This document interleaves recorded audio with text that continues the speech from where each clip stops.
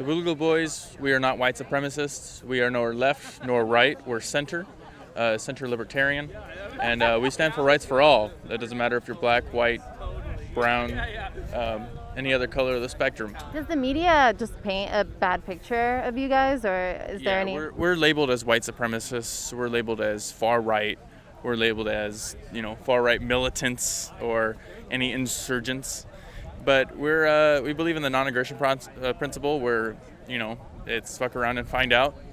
If you attack us, we will respond back with equal or greater force. What are some specifics that you would be protecting other than just the civil liberties in general? Like, what's an example of when those need to be protected? So one example I'd say was the protests. You really can't ignore it. So whether you like it, you don't want to look at it, you're for it, you're going to be involved with it. You're going to have some kind of opinion. And I think the biggest thing is like where we see right now with police departments across the nation. If they feel uncomfortable with a protest, and what we've even saw here in Orange County and Los Angeles when I was part of the protests over there, is they deem unconstitutional curfews and say, hey, now you're breaking the law. Well, they made it illegal for you to be there. That was a law that they broke. Then they make it illegal for you to be there, and they justify dispersing you by shooting tear gas or rubber bullets, or just beating you with batons. So it's one of those things where those are one of the things we're trying to actually mitigate and change. Right now we don't have the ability to do so because of laws. Here we can't even open carry. So in other states where the Boogaloo Bois are more popular, it's because they can actually go to a protest and they can be fully kitted out. Here, even if we just come with body armor, chances of cops getting called on us for something purely legal is very highly likely. And then that becomes more of a target because they know exactly what this stands for. Would there be any effort to look back into cases such as like with Breonna Taylor and Duncan Lemp and officers that have used their power to murder with their power for execution? Absolutely. We will look at when government actors have infringed blatantly on the rights and lives of the American people. Again, that's what the purpose of the federal government is supposed to be. It is supposed to be making sure we've gotten such a skewed idea of what it was supposed to be. The only way that a government can even begin to claim to have the consent of the governed is A, not to be robbing you, and B, to actually be working to enforce and affirm and defend and protect your rights. So yes, perfect example, Breonna Taylor, Duncan Lemp, Ryan Whitaker, George Floyd, these people, Tamir Rice, people that were victimized by the police state. Yes, we will absolutely be looking at that, and more importantly, or I shouldn't say more importantly, just as importantly, by ending qualified immunity, both they and anyone in the future knows what will happen to them, and that they'll be held just as accountable as any one of us would be held if we did a similar thing. Thank you. By the way, show everyone your flag real quick.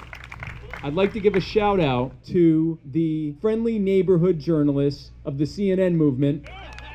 So folks, at most of my stops, I have been greeted by a happy band of a few dozen men and women in this beautiful tropical floral decor who were heavily, heavily armed.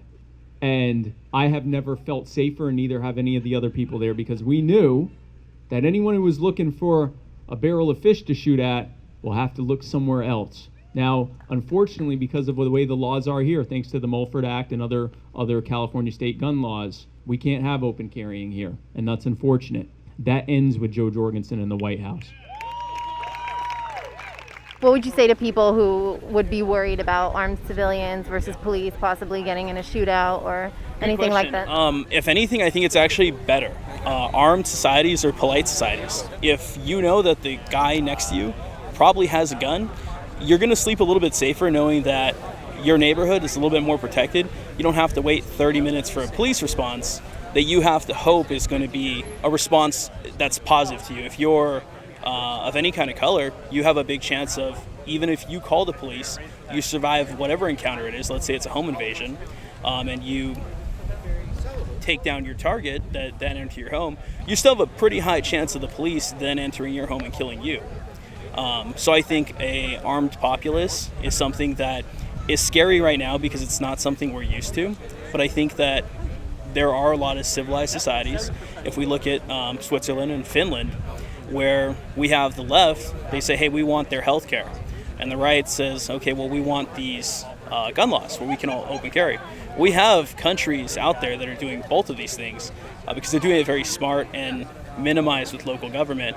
And a lot of those countries have deregulations. They have parts where if you're an addict, you can go get the help you need to eventually either wean off or not die in some drug den in a ghetto. The biggest thing I think is that the individual needs to be responsible for the individual's safety or the individual's neighbor's safety. We can't rely on a government agency to do that because we have to hope that they either operate in the right way or that they're quick enough to do so. And if they're off on either one of those, well then it's a problem.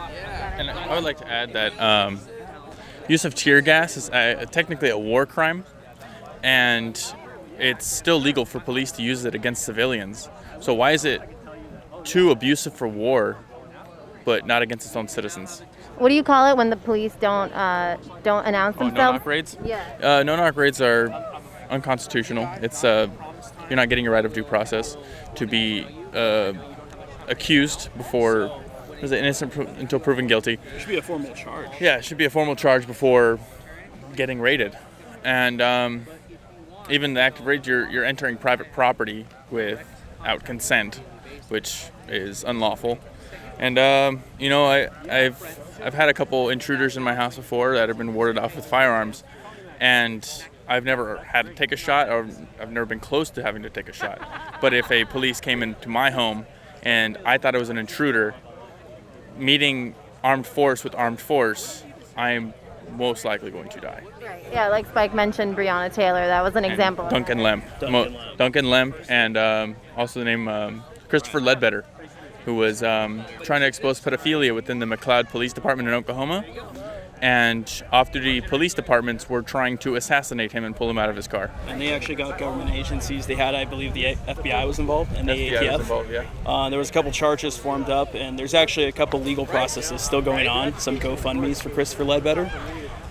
So that's another instance where it's just honest people trying to protect their homes and getting their lives ruined by agencies. Well, what do you guys generally think about the left-right divide? Do you think it really matters just generally for people's lives if it's going to be Trump or Biden? Do you think there's a huge difference between those two? It's a duopoly in our lives that needs to be eradicated. There shouldn't be a vote left or vote right.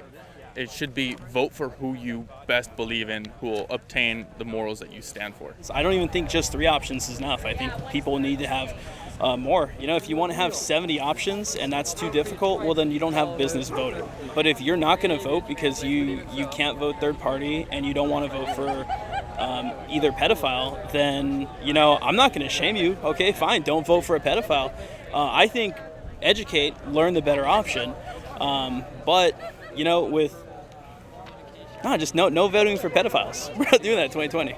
Trump He's a lifelong doesn't. Democrat. He doesn't have any kind of political outside of being a lifelong Democrat. And then you have Biden, who has been in office for forever, but in that time he has written the Patriot Act. He's done nothing to help anyone that I can think of. Really, I've done research and I can't think of anything where I'm like, well, I'm really glad that Biden has been a lawmaker.